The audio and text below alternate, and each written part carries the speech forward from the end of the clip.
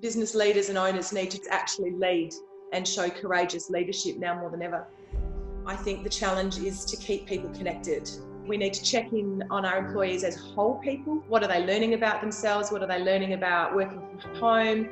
And we have this opportunity to come out of this as a better society, as more connected, values-driven, globally minded and compassionate than we were before.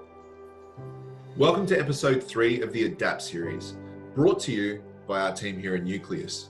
If you're enjoying the stories that we're bringing you, I'd like to invite you to click on the hashtag AdaptSA in this LinkedIn post and then click follow. That way you'll be able to keep up to date with all of the stories and surprises that we'll be bringing you as they'll be delivered directly to your feed. Today we have the pleasure of talking with Samantha Young, a clinical psychologist and the managing director of Human Psychology and Future Thing. Sam's going to be talking with us about how to help our staff protect their mental health working from home in isolation. Sam's going to be giving us advice about how to help our organisations navigate to the new normal. And Sam's also going to be discussing with us the silver linings that the COVID-19 crisis are presenting to us as opportunities for our businesses. So let's hear what Sam has to say. Well, Sam, welcome to the Adapt series. It is great to have you with us today as a clinical psychologist and a business professional who's working in the community at this very strange time for us. So you shared with me a little earlier a comment or a phrase called, "We are navigating towards the new normal." And as you know, we are anything but normal at the moment. 3 weeks ago, we were a totally different work environment. Can you talk to us about the mood you're finding amongst the businesses you're working with at the moment? Yeah, it's like we're not in Kansas anymore, Dorothy, are we? I think 3 weeks ago, a lot of us were in shock. So there was this surreal feeling where you woke up in the morning and were like, oh, that's right, there's this COVID pandemic thing. And now 3 weeks later, many of us are working from home and we're self-isolating, and yeah, it's a brave new world. So the mood, I guess, we're seeing is what I would call a grief process. And we're cycling through, it's not a nice linear thing, it's more like spaghetti.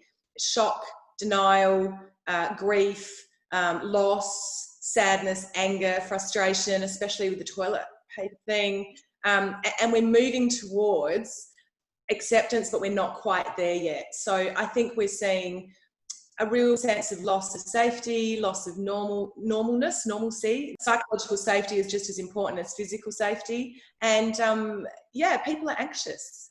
People are worried. That's kind of the mood we're seeing.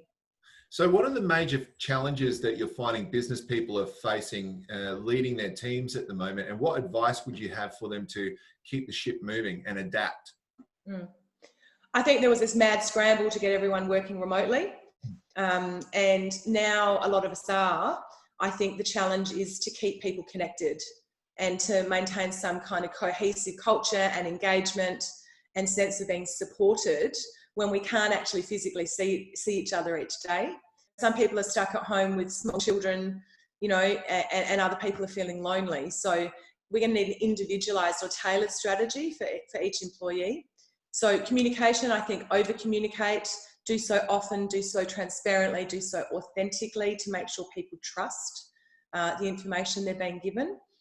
How do we help people adapt to this crazy change? This is probably the most unprecedented change most of us have ever had to deal with in our businesses. So there's helping people shift their mindset towards change. And then lastly, I think, unfortunately, mental health and wellbeing would be the other thing that we're seeing suffer. So Lifeline had the biggest week or busiest week ever last week. Right. So looking out for mental health. Yep. And on that, every dark cloud has a silver lining. What silver linings are you finding and how can we use them moving forward? So without wanting to detract from the difficulties people are having, I do try and be optimistic, and the Chinese character for crisis, it contains fear and opportunity. So I think we're obviously seeing some businesses thrive in this environment. The online space is booming. Yes. There's this idea of a burning platform so that when we're under significant duress, actually brilliant creativity and innovation can get thrown up. And we have this, I think, opportunity to change quantumly to do some really radically cool stuff. And we also have an opportunity, I think, to come out of this as a better society, as more connected, values-driven, globally minded and compassionate than we were before. So I think that'd be my main three. Yep. Okay. And we don't know how long this is going to go on for. And I've been reading that this is akin to a wartime effort and we're fighting an invisible enemy, right? What would be your advice to business owners about how they can keep their staff motivated and, to your point earlier, in a good state of mental health? Yeah.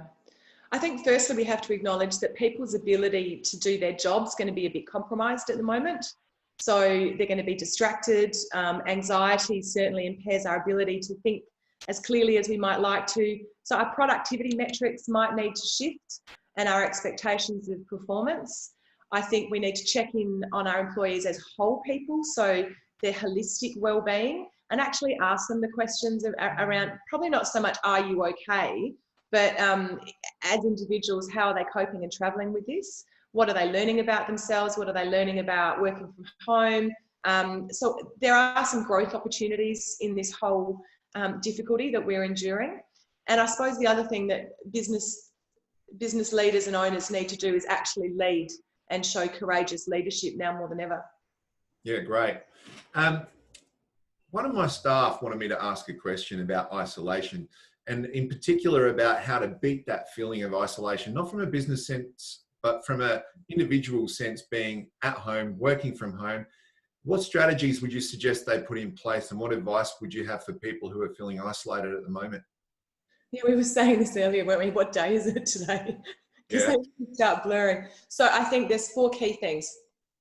Structure and routine. So recreate some real structure and self-care opportunities in your day. Secondly, connect with friends, with family, with colleagues, with neighbours, obviously with social distancing and all of that, but connect.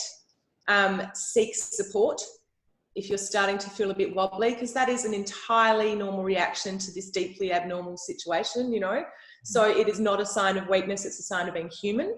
And show yourself some kindness and compassion the same way that we're showing it to other people. You're not meant to be uber productive and learn Italian and start a musical instrument in self-isolation, all right? Just get through the day and look after yourself and each other and we'll be okay. No, you could be like me and teach yourself how to grow plants at home. Start talking to them. My best friend currently. No, I'm just joking. Anyway, if you are out there and listening to us at the moment and you need to reach out to someone help, you can go to Sam and her team at Human Psychology. Also, they've just launched a platform called Future Think. Have a look at that platform. It's got some great advice on there and options for us as business leaders about how we can help our staff. So, Sam, thank you for your time. And I would just like to end by saying, is there anything else you'd like to say to people who are listening today? I think we've got this. We showed each other during the KI and Cuddly Creek bushfires what a, you know, compassionate, generous, wonderful community will be. And we've got the opportunity to do that again. And I've got no doubt that South Australians can rise to this occasion and we're going to come out the other end different. It's going to be a new normal, but it's going to be okay if we got it together. I agree. We're a strong state who rally behind each other and have some amazing potential. So I look forward to having a coffee with you in person at the end of our social isolating restrictions. And until then, have a great week. Stay well, Brenton. Thank you. No worries. Bye for now, Sam. Bye.